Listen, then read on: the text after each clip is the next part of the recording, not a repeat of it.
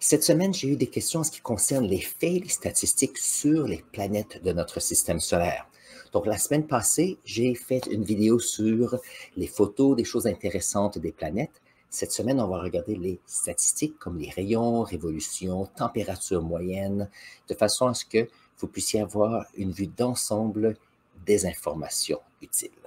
Donc, voyons voir si on peut regarder notre première planète qui est Mercure aujourd'hui. Alors, Mercure, ce qui est intéressant, on a une belle photo ici. Mercure est la première planète de notre système solaire. Et regardons les informations que nous avons sur celle-ci. Donc, lorsqu'on parle de Mercure, chose intéressante, c'est la planète la plus près de notre système solaire. Nous avons ici un rayon orbital d'à peu près 0,4 l'orbite de la planète Terre. Donc ici, vous allez voir dans la vidéo, je parlais ici d'un rayon orbital de 1, et ça veut dire qu'on est à 150 millions de kilomètres. Un autre mot qui est utile, c'est des unités astronomiques. Donc, le rayon orbital de la Terre, c'est une unité astronomique. Alors, Mercure, c'est 0,39 unités astronomiques. Alors, le diamètre de Mercure est 4880 km, et ça veut dire que c'est à peu près le tiers du diamètre de la Terre. Une masse beaucoup plus petite, bien sûr, température moyenne de 179, mais il faut garder en tête que la nuit, il fait très froid et le jour, il fait très chaud parce qu'il n'y a pas d'atmosphère sur Mercure. En ce qui concerne la rotation, alors point de vue rotation, ici, on peut voir que c'est beaucoup plus lent. Donc, ça prend 58 heures pour faire une révolution sur eux-mêmes, voilà. Et on a ici une révolution de 88 jours autour du Soleil. Donc, ça va vite. Et bien sûr, il n'y a pas de lune. Et j'ai remarqué qu'il n'y avait pas, il y avait peut-être un petit peu de magnétisme, à peu près 1%, la force du magnétisme de notre petite planète Terre. Donc ça, c'est la première chose que je voulais mentionner sur Mercure. Nous allons regarder maintenant la deuxième planète qui est Vénus. Les informations sur celle-ci sont bien sûr intéressantes. Voyons. Donc le rayon orbital est 0,72, c'est-à-dire qu'on est à 70% d'une unité astronomique qui est, alors ici, 75%. On a peut-être 120 millions de kilomètres. Le rayon est de 6052 km et donc on a ici un diamètre de 12 100 km. Ça veut dire que le diamètre ici est à peu près 95% le diamètre de la Terre. Autre chose, bien sûr, on a une masse un peu plus petite parce que c'est une plus petite planète. Température moyenne qui est immense à 475 degrés Celsius, et ça, c'est à cause de l'atmosphère qui est pleine de CO2, aussi de soufre. Donc, il y a plein d'acide sulfurique dans l'atmosphère là-bas. En ce qui concerne les rotations, ça prend 244 ici jours pour faire une rotation, donc beaucoup plus lente, bien sûr. On a une révolution autour du Soleil, ça prend 225 jours pour faire une révolution. Aucune lune. Et ici, ce qui est intéressant, ce qui concerne le magnétisme de Vénus, c'est qu'il semble qu'il y en a peu ou pas, mais qu'il y a une induction, donc un petit champ magnétique induit par par le magnétisme du Soleil. Ça, c'est intéressant et j'ai appris ça durant ma recherche cette semaine. Voyons voir notre troisième planète aujourd'hui, Terre. Notre Terre sur laquelle on habite est la troisième planète du Soleil. Voyons voir les statistiques. En ce qui concerne les statistiques de la Terre, nous pouvons voir qu'on a un rayon orbital de 1 unité astronomique, avec un rayon, bien sûr, ici de 6300 km. Ça veut dire que le diamètre à l'équateur est d'à peu près 12 760 km. N'oubliez pas que si nous avons une petite planète qui est comme ceci, qui a une rotation assez rapide, qu'est-ce qui arrive? C'est qu'à l'équateur, on est beaucoup plus grand qu'au pôle. Ça veut dire que notre petite planète n'est pas une sphère parfaite, mais est comme une sphère aplatie un petit peu avec un rayon le plus grand à l'équateur. Bien sûr, température ici moyenne, on a 17 degrés Celsius.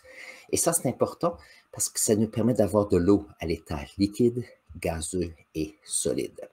Bien sûr, on a des On a dans notre atmosphère de l'azote, de l'oxygène et du dioxyde de carbone, et nous avons assez de gaz à effet de serre dans l'atmosphère pour avoir une température moyenne sur la planète de 17 degrés Celsius. Ça, c'est fantastique.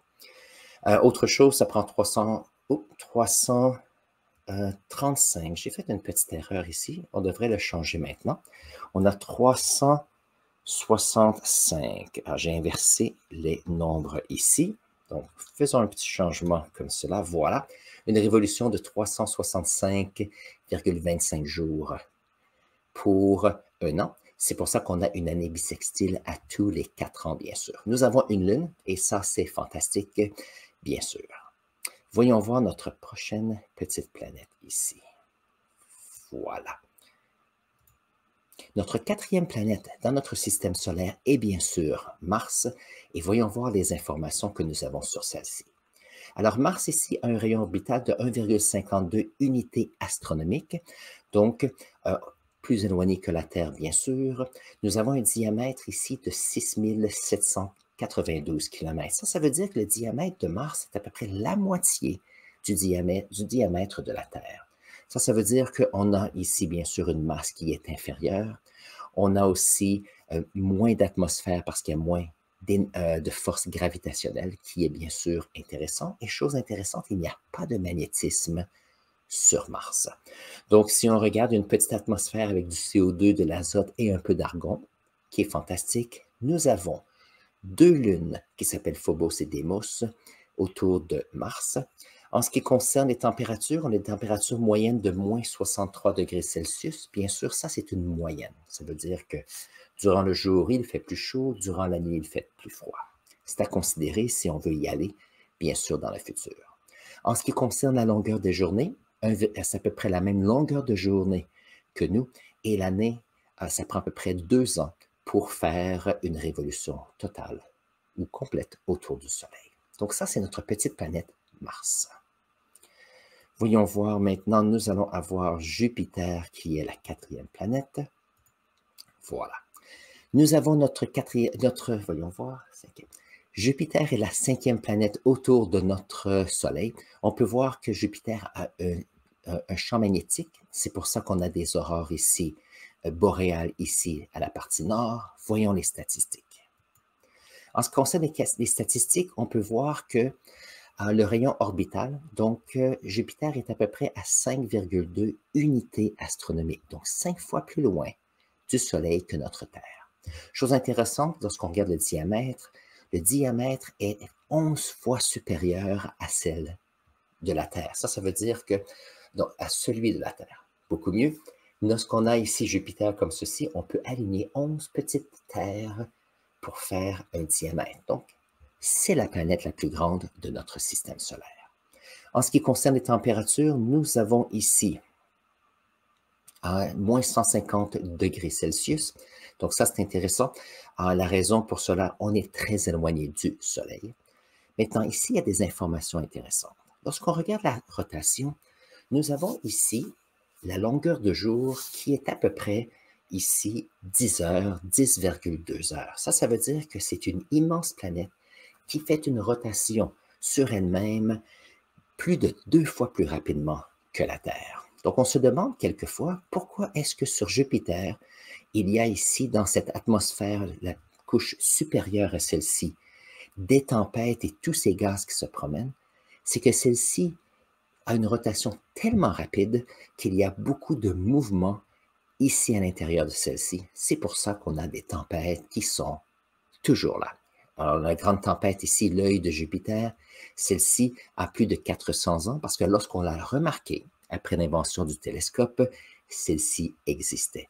Donc, on peut voir que beaucoup de petites variations à sa surface. Autre chose intéressante, les 4 plus grandes lunes sont Io, Europa ici, Ganymède et Callisto. Ceux-ci s'apparentent un peu à notre lune de la Terre, donc de très grands objets célestes. En ce qui concerne la composition, il y a la composition d'hydrogène et d'hélium, bien sûr. Il y a un peu de méthane, d'ammonia, il y a un peu de vapeur d'eau. Il y a toutes sortes ici de composés chimiques et c'est pour ça qu'on se retrouve avec différentes couleurs ici à la surface et on peut voir et délimiter les différentes zones atmosphériques ici de Jupiter. Donc ça, c'est intéressant. Et il y a du magnétisme ici. Maintenant, en ce qui concerne les 4 plus grosses planètes de notre système solaire, j'ai fait des recherches en ce qui concerne le magnétisme et il y a des différentes idées qui, des fois, ne sont pas claires. Donc ça, c'est une question que je ne peux pas répondre aujourd'hui, mais qui est intéressante lorsqu'on est astronome et je dois faire un peu plus de recherche sur cela. Donc, préparons-nous pour la prochaine petite planète ici. Nous avons bien sûr Saturne. Saturne, c'est la deuxième plus grande planète de notre système solaire et elle est caractérisée par ces anneaux ici, autour de celle-ci. Regardons les statistiques. Ici, nous avons pour Saturne un rayon qui est à peu près 10 fois le rayon de la planète Terre. Donc ça veut dire qu'on a une immense planète. Ici, point de vue masse, c'est ici près de 100 fois la masse de la Terre. Ici, les dimensions font la différence. En ce qui concerne les températures, ici aussi, nous avons ici les températures qui sont de moins 170 degrés. On a bien sûr une rotation, mais puisque la rotation est tellement rapide, les chances sont qu'il fait en général assez froid de façon uniforme sur la planète. Point de vue rotation, on a ici 10 heures comme journée. On a donc des rotations qui sont très, très rapides. Et ça, c'est intéressant de voir.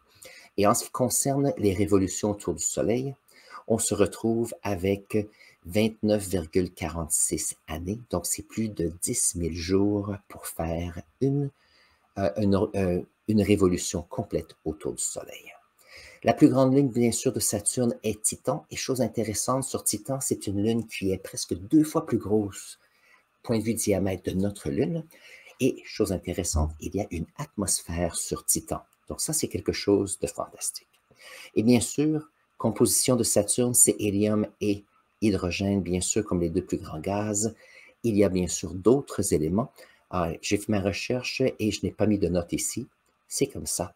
Et il y a bien sûr un champ magnétique excellent. On a déjà vu des photos avec des petites aurores boréales sur la partie nord de Saturne. C'est fantastique. Et nous allons maintenant nous préparer pour Uranus. Voilà. Lorsqu'on pense à Uranus, nous avons ici les 2 géantes de glace qui sont les plus éloignées de notre système solaire. Donc, ceux-ci ont des couleurs qui ont tendance à montrer le bleu, et la raison, c'est une question de composition. Alors, Uranus est bien sûr fait d'hydrogène et d'hélium, surtout, mais il y a une petite quantité de méthane. Et ce méthane fait qu'il y a une absorption des longueurs d'onde du rouge. Ça veut dire qu'il y a beaucoup plus de bleu qui est envoyé vers nous. Donc, regardons les statistiques ici. Pour Uranus, nous avons ici un diamètre qui est de 51 000 km, donc c'est 4 fois plus grand que notre planète Terre. Donc ici, c'est très grand. On a ici des températures moyennes de moins 215. Maintenant, cette semaine, je faisais un peu de recherche et on mentionne quelquefois on mentionne Uranus des fois étant la plus froide à cause de son inclinaison de son axe. Et la raison pour cela, c'est qu'on a toujours un côté où il fait chaud, mais il y a toujours un côté où il fait froid. Et donc, j'ai ici quelques données qui ne sont pas toujours les mêmes. Donc, je vais voir qu'est-ce que je peux faire en ce qui concerne cela. Ça fait partie de mes recherches et de l'apprentissage continu. On a ici une longueur de jour qui est de 17 heures, avec 0,7 la longueur de journée de la Terre, et on a une révolution autour du Soleil de 84 années. Chose intéressante, il y a 28 lunes ici sur Uranus. Maintenant ici, j'ai 27 plus 1 parce que dans la première recherche que j'ai faite, donc début 2000, il y avait 27 lunes. On a une autre lune supplémentaire ici. Et si je regarde ici un peu avant, depuis les années 2005-2008, on a ajouté 86 lunes officielles à Saturne. On en a ici 146. Et en ce qui concerne ici Jupiter, on en avait 61 au début des années 2000 et on va jusqu'à 95 lunes ici. Donc ça, c'est fantastique. En ce qui concerne les autres informations, chose intéressante, le magnétisme est irrégulier ici sur Uranus. Donc ça, c'est bon. et je mentionne qu'il y a un peu de méthane qui donne cette couleur bleue. Très bien. Nous avons maintenant la dernière planète de notre système solaire. Voyons voir. La dernière planète du système solaire que nous avons ici, nous avons Neptune qui est là. En ce qui concerne Neptune, nous avons ici les statistiques suivantes.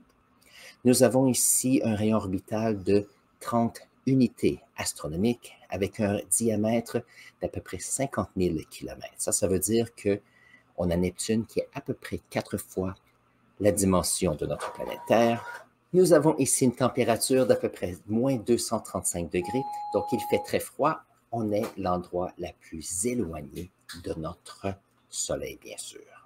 En ce qui concerne les rotations, on a ici des journées qui sont très courtes, à peu près 17 heures.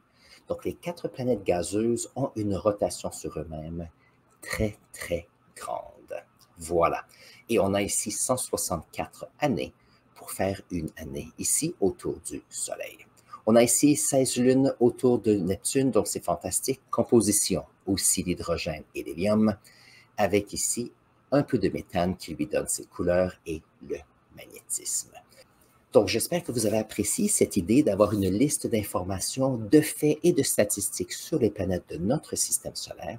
Ça fait partie, bien sûr, de l'apprentissage. Souvent, ce sont les données qui changent très, très peu parce que ce sont les données basées sur les recherches que nous avons faites, les observations par télescope, par satellite autour des planètes. Donc, c'est toujours intéressant de voir. Si vous avez des questions supplémentaires en ce qui concerne les planètes, mettez vos questions de clarification, vos questions que vous n'êtes pas sûr, dans la section commentaires. Je suis ici pour répondre à ceux-ci au fur et à mesure que celles-ci entrent, parce que bien sûr, en ce qui concerne l'astronomie, moi j'aime bien ça. Et ça, entre-temps, je vais mettre ici le lien à la vidéo que j'ai fait la semaine passée sur des photos fantastiques et des idées et des concepts un peu différents sur Mars. Vous allez voir, on va apprendre des choses beaucoup plus ici. On se voit dans cette vidéo.